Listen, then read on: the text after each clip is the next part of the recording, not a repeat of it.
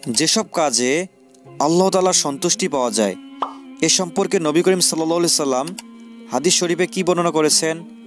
প্রিয় দর্শক, এসব কিছু জানতে হলে সম্পূর্ণ ভিডিওটি দেখুন। আসসালামু আলাইকুম ওয়া রাহমাতুল্লাহ।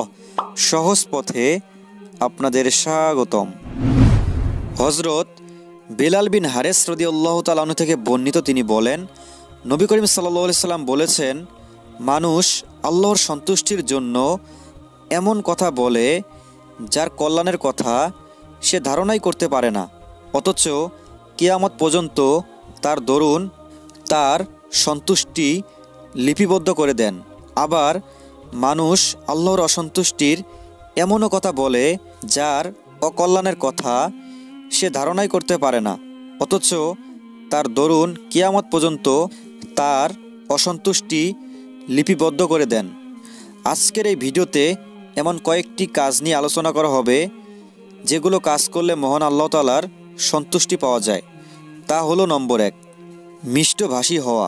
হযরত আলী রাদিয়াল্লাহু তাআলা আনহু নবী করিম সাল্লাল্লাহু আলাইহি সাল্লাম থেকে বর্ণনা করেন, আল্লাহ রসুল সাল্লাল্লাহু আলাইহি সাল্লাম বলেছেন, নিশ্চয়ই জান্নাতে বালাখানা থাকবে যার ভিতরের সব কিছু বাহির থেকে দেখা যাবে।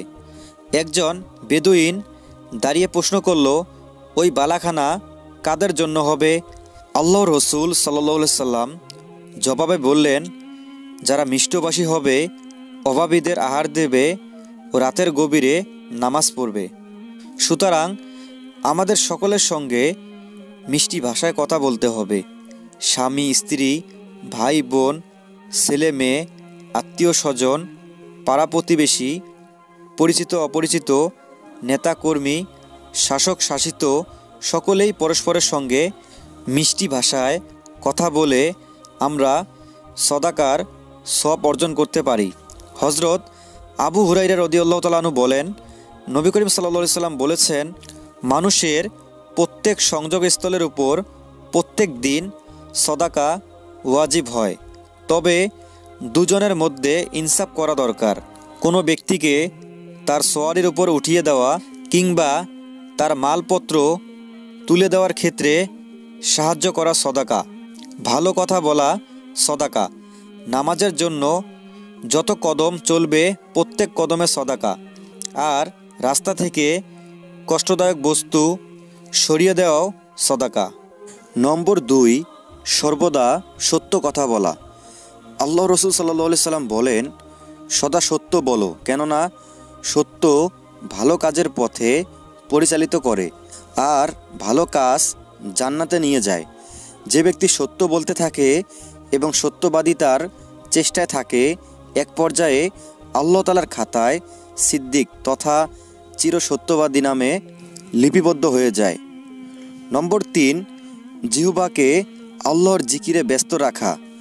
এক সাহাবী নবী করিম সাল্লাল্লাহু আলাইহি সাল্লামের কাছে জিজ্ঞাসা করলেন, ইসলামের বিধান তো অনেক, আমাকে এমন একটি আমলের কথা বলে দিন যা আমি গুরুত্বের সঙ্গে পালন করব। নবী করিম সাল্লাল্লাহু আলাইহি সাল্লাম বললেন, তোমার জবান যেন সদা আল্লাহর জিকির দ্বারা সতেজ থাকে। নম্বর 4, কথা বলার ক্ষেত্রে নম্রতা বজায় রাখা। জিহ্বা একটি নরম গোস্তের টুকরা। কথা বলার সময় নম্রভাবে বলা উচিত। হযরত আয়েশা রাদিয়াল্লাহু তাআলা আনহা বলেন, একবার একদল ইহুদি নবী করিম সাল্লাল্লাহু আলাইহি সাল্লামের কাছে এসে বলল, আসসালামু আলাইকুম, অর্থাৎ তোমার মরণ হোক। হযরত আয়েশা রাদিয়াল্লাহু তাআলা আনহা বলেন, তোমাদের উপর আল্লাহর লানত ও গজব পড়ুক। তখন নবী করিম সাল্লাল্লাহু আলাইহি সাল্লাম বললেন, হে আয়েশা, একটু থামো, নম্রতা অবলম্বন করা তোমাদের কর্তব্য, রূঢ়তা ও অশালীনতা বর্জন করো। হযরত আয়েশা রাদিয়াল্লাহু তাআলা আনহা বললেন, তারা যা বলেছে আপনি কি তা শোনেননি? তিনি বললেন, আমি যা বললাম তুমি তা কি শোনোনি? কথাটি তাদের উপরেই ফিরিয়ে দিয়েছি, সুতরাং তাদের ব্যাপারে আমার কথা কবুল হবে আর আমার সম্পর্কে তাদের কথা কবুল হবে না। নম্বর 5, সান্ত্বনার বাণী শোনানো। আমাদের সমাজে অনেক মানুষ আছে নানা সমস্যায় জর্জরিত।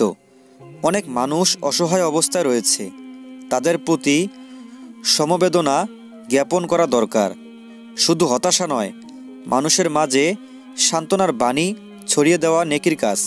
নবী করিম সাল্লাল্লাহু সাল্লাম বলেছেন, যদি কোনো ব্যক্তি এমন নারীকে সান্ত্বনার বাক্য বলে যার ছেলে নিখোঁজ হয়ে গেছে বা মারা গেছে, তাহলে আল্লাহ তাআলা ওই সান্ত্বনা দানকারীকে জান্নাতে মূল্যবান জামাজোড়া পরিধান করাবেন। কোনো ব্যক্তি পথ চিনছে না, আমরা যদি তাকে পথ দেখাতে সাহায্য করি, এটাও নেকির কাজ।